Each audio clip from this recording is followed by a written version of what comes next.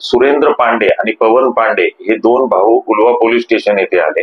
त्यांनी सांगितले की त्यांचा जो तिसरा भाऊ आहे संजय पांडे, याचा 2 तारखेपासून फोन लागत नाही आणि त्याचा काही संपर्क होत नाही.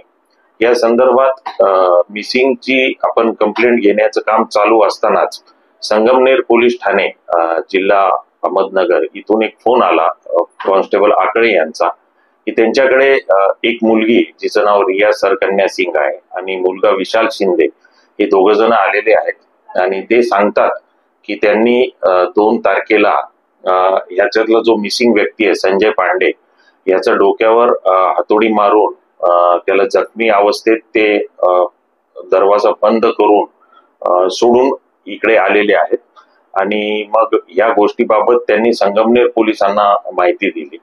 या गोष्टीची पडताळणी करण्यासाठी सिनियर पीआय रजानी आणि त्यांचा स्टाफ या मिसिंग व्यक्तीच्या घरी जेव्हा गेला तेव्हा असं निदर्शनास आलं की बाहेरून कुलूप लावलेलं होतं आणि आतमधून उग्र वास येत होता.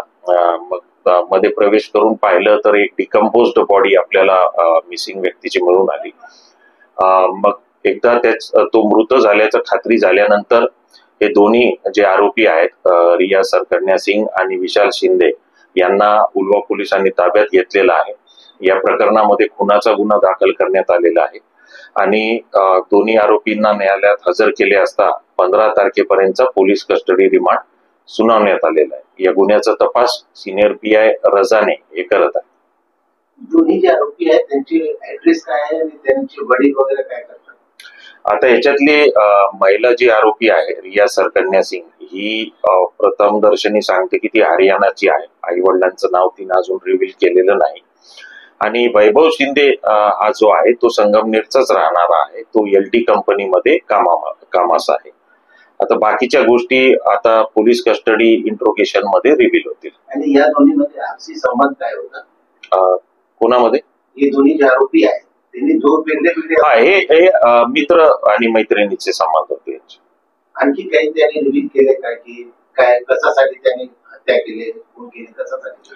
सध्या ही जी रिया सरकन्या सिंग आहे ही सांगते की तिचा आणि तिच्या मित्राचा संबंधाचा व्हिडिओ या मैतानी बनवलेला होता आणि तो ब्लॅकमेल करणार होता. या कारणास्तव या दोघांनी मिळून हातोडीनं मारल्याचं ती सांगत आहे. पण याबाबत आपण तपासामध्ये व्हेरीफाय करून घेणार आहोत.